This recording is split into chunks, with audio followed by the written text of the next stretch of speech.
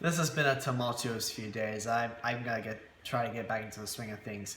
On the 17th of April 2020, pop singer-songwriter Rina Sawayama released her debut full-length album, Sawayama. I've been slowly anticipating this album for a long while. She came out with her debut EP in 2017, Rina.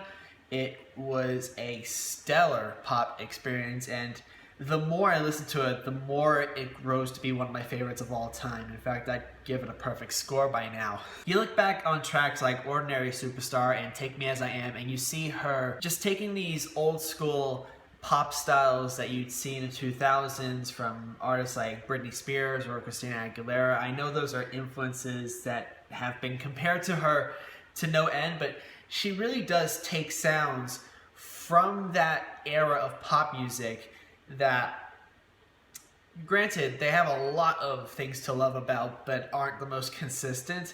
She goes ahead and completely reinvents them, revitalizes them, gives them a whole fresh sound, and that is huge thanks to her producer Clarence Clarity, who is one of my favorite producers of all time. If you're the same producer behind one of the glitchiest and most futuristic and forward-thinking pop and R&B albums of the decade with No Now, it's only a matter of time before you produce for someone else who is a great singer, songwriter, and a creative artist as much as you are.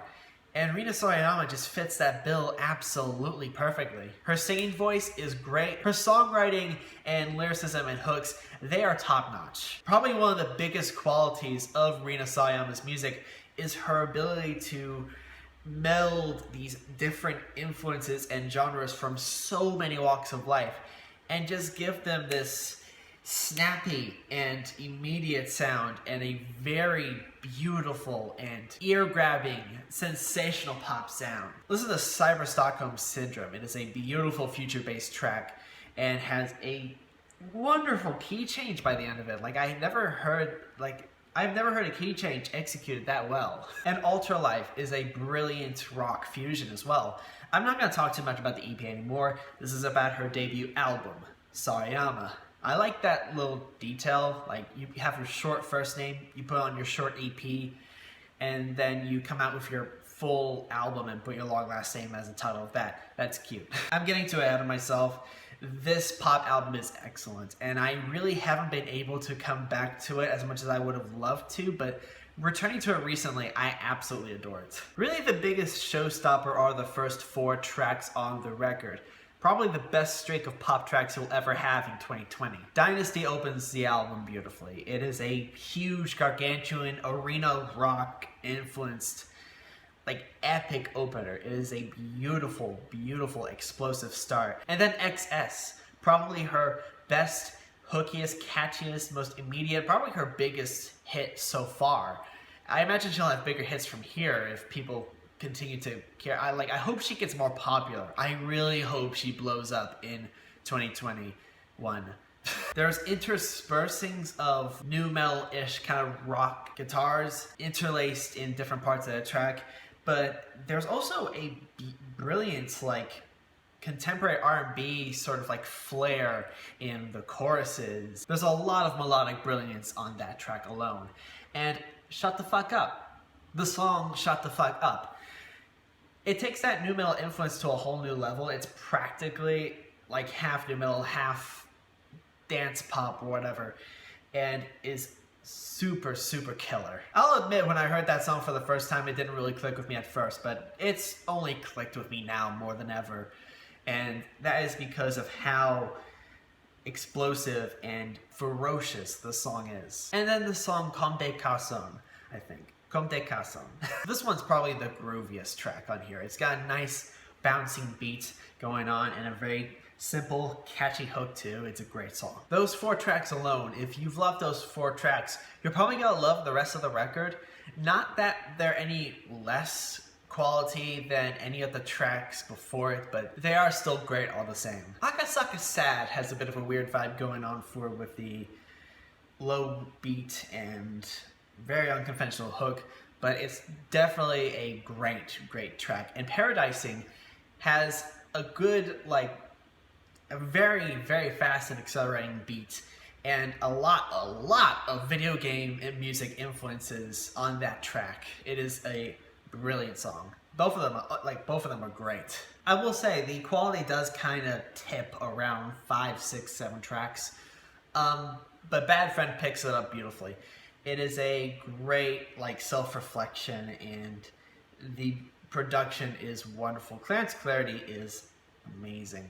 I absolutely adore everything he does, and his production with Rina Sawayama just shows how completely creative and versatile he is. I cannot wait to see him produce music for other artists or make more music for himself. I really hope he comes out with new material. I get that his production is very layered and textured and detailed. There is so much to his sound that I absolutely adore, and I would hate to see that stripped back if that wasn't for a reason.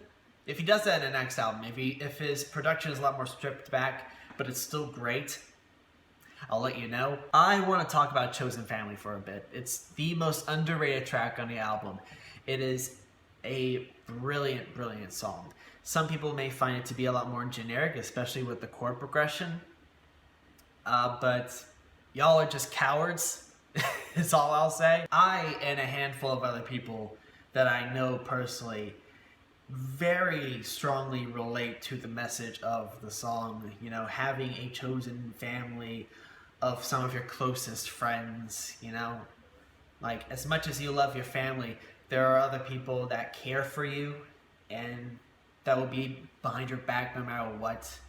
It doesn't have to be in the same family. It's just very close friends and all that sort of stuff, and that means a lot to me. Before that, Tokyo Love Hotel, that is a cool track too. That one has got beautiful vocal harmonies as well.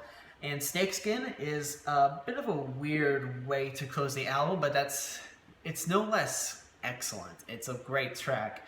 That Final Fantasy sample though, I have no idea how to feel about that, but I still love it. I mean, it fits in well, but it's also so in your face. That's what, Rina Sawayama is very in your face. And that's something that you can either take or leave. I am going to take most of it. I love this album so much. This has a lot of highlights for me, a lot of brilliant creative ideas, a lot of them very excellently executed. I'm not going to say it's as good as her EP, but she's only just getting started. I'm very confident that in the years to come, she and Clarence are going to come through with an album that will truly blow everyone away, because not many people were blown away by this one. Granted, a lot of people love this album, but she could have more love. And I feel like she has the potential to make an even stronger record than this album. Which isn't to say I'm not going to give this album a 9 out of 10, because I am going to give this a 9 out of 10.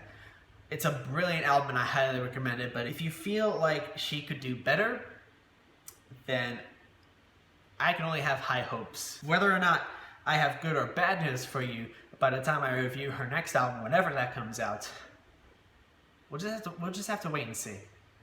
I am crossing my fingers. Thank you all so much for watching.